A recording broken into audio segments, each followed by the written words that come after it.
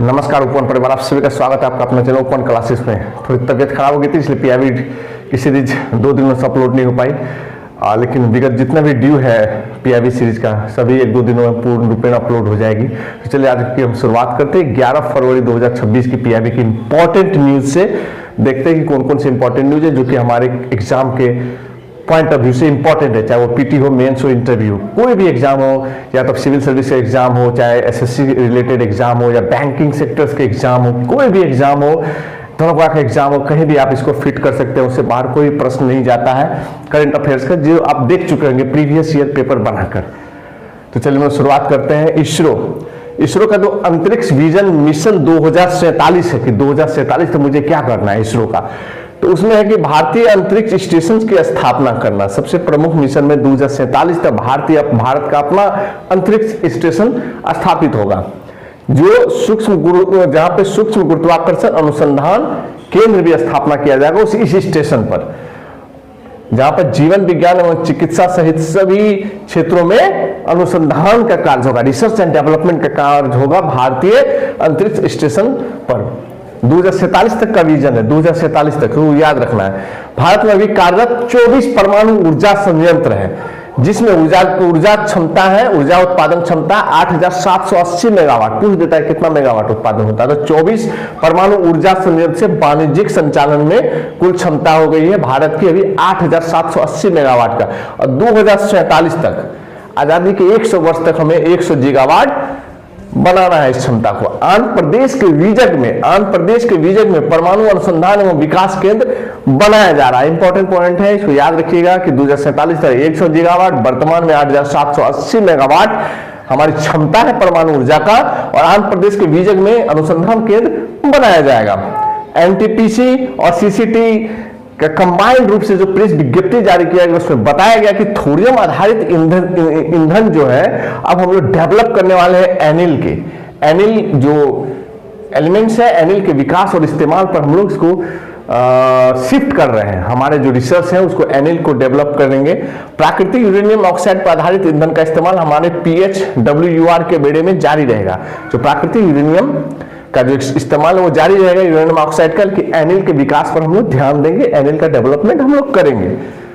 अब एनिल क्या है, कैसे क्या है, पूरा डिटेल आप लोग को बताया जाएगा जब एक साइंस के क्लासेस में, जब साइंस का टॉपिक हम लोग पढ़ेंगे, मॉडर्न फिजिक्स पढ़ेंगे, तो उसमें जो होगा और इंपॉर्टेंट पॉइंट्स, जो इंपॉर्टेंट टॉपिक्स है सभी वहां हम लोग अच्छे से देखेंगे उसको, है ना। रेडियो एक्टिव सब्सटेंसेस भी देखेंगे, एटॉमिक सब्सटेंसेस भी देखेंगे जो हमारे काम करते हैं, यूरेनियम, थोरियम, एनिल, सभी चीजों को अच्छे से देखेंगे। उस पर एक दो वीडियो अच्छे से बनेगा, और जो एग्जाम पॉइंट ऑफ व्यू से होगा, पढ़ाना नहीं है, रिसर्च नहीं करना है हमें एग्जाम पॉइंट ऑफ व्यू से एग्जाम निकालना है, ठीक है। प्राकृतिक यूरेनियम ऑक्साइड का ईंधन का इस्तेमाल होता रहेगा। परमाणु ऊर्जा क्षेत्र में सभी सहयोग शांति एक्ट के नियम पर आधारित होगा। जब हम लोग पढ़ेंगे एटॉमिक फिजिक्स, मॉडर्न फिजिक्स में पढ़ेंगे एटॉमिक स्ट्रक्चर में, उसी समय सभी समझौते दर्शा दिया जाएगा। करंट अफेयर्स में जो एटॉमिक, जो परमाणु ऊर्जा, परमाणु बॉम्ब से रिलेटेड कुछ भी एटॉम से रिलेटेड हो, एटॉमिक से, सभी वहां पे दर्शा दिया जाएगा। 1-2 वीडियो मुझमें लगेगा, उस पर मैं वर्क कर रहा हूं और एग्जाम पॉइंट व्यू से वर्क कर रहा हूं। एग्जाम से पहले आप लोगों का वीडियो आ जाएगा, बहुत अच्छा, उससे बाहर कोई भी प्रश्न नहीं जाएगा एकदम, ये मेरा प्रॉमिस है। नेक्स्ट है राष्ट्रीय उत्पादकता परिषद एनटीसी।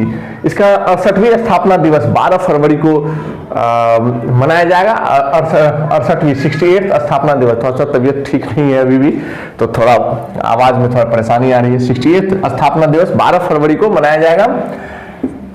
राष्ट्रीय उत्पादकता सप्ताह कब से कब के बीच में, 12 से 18 फरवरी के बीच में राष्ट्रीय उत्पादकता सप्ताह। 68 राष्ट्रीय उत्पादकता सप्ताह का विषय क्या है, थीम क्या है, थीम इंपॉर्टेंट, क्लस्टर विकास इंजन के रूप में एमएसएमई, क्लस्टर विकास इंजन के रूप में एमएसएमई। उत्पादकता परिषद के 12 क्षेत्रीय निदेशालय हैं। कितने? 12। कहां? बंगलुरु, भुवनेश्वर, चंडीगढ़, चेन्नई, गांधीनगर, गुवाहाटी, हैदराबाद, जयपुर, कानपुर, कोलकाता, मुंबई और पटना, बिहार में पटना में है।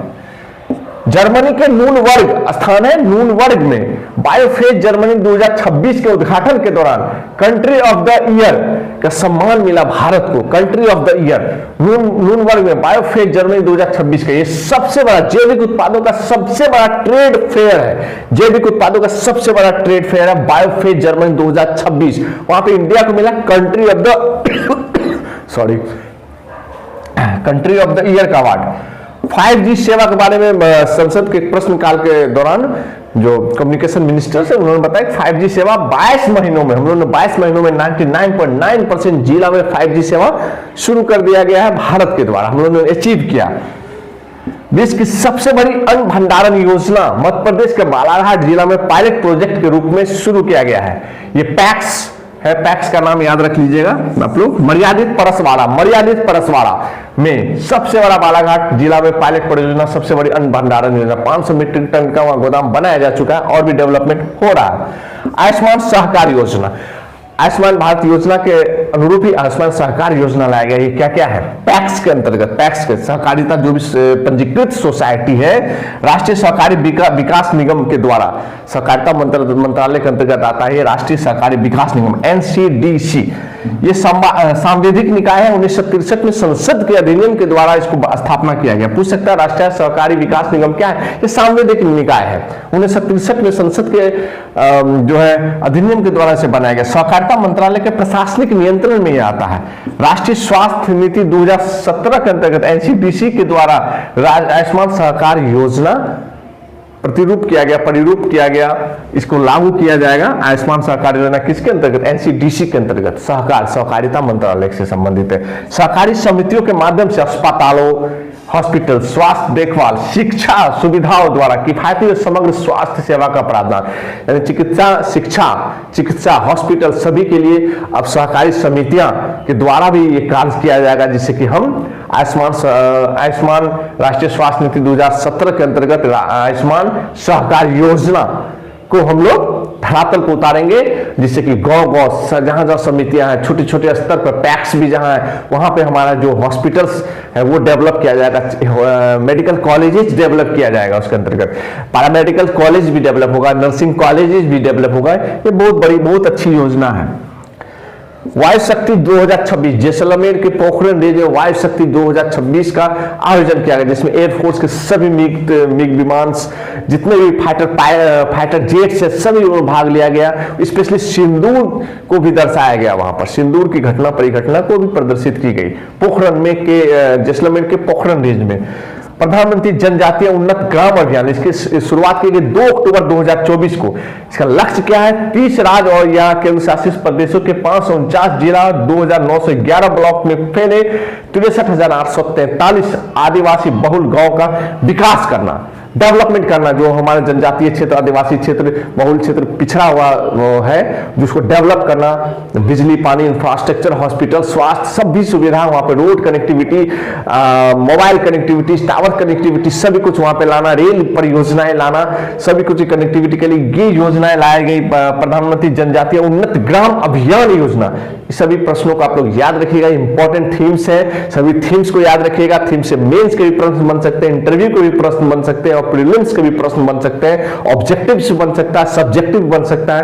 कहां इसको यूज करना है, मेंस के आंसर राइटिंग में भी सभी योजना परियोजना पीआईबी के न्यूज को आप लोग यूज करके अच्छा एकदम इफेक्टिव आंसर राइटिंग कर सकते हैं। आंसर राइटिंग तो कुछ है नहीं, कहां क्या किसको एडजस्ट करना है, वो सबसे बड़े गुण आपको आने चाहिए। वही आंसर राइटिंग है, वही परफेक्ट आंसर राइटिंग होता है कि कहां आप किसको किससे कनेक्ट कर सकते हैं, एकदम डाइवर्सिफाइड माइंड से एकदम कनेक्शन जुड़ा सकते हैं। वही आंसर राइटिंग परफेक्ट होता है, वही इंटरव्यू दमदार होता है। इंटरव्यू की तैयारी कोई स्पेशल नहीं होती, प्रतिदिन की तैयारी से मेंस और इंटरव्यू की तैयारी होती है। आज के वीडियो में इतना ही। जय हिंद, जय भारत, वंदे मातरम।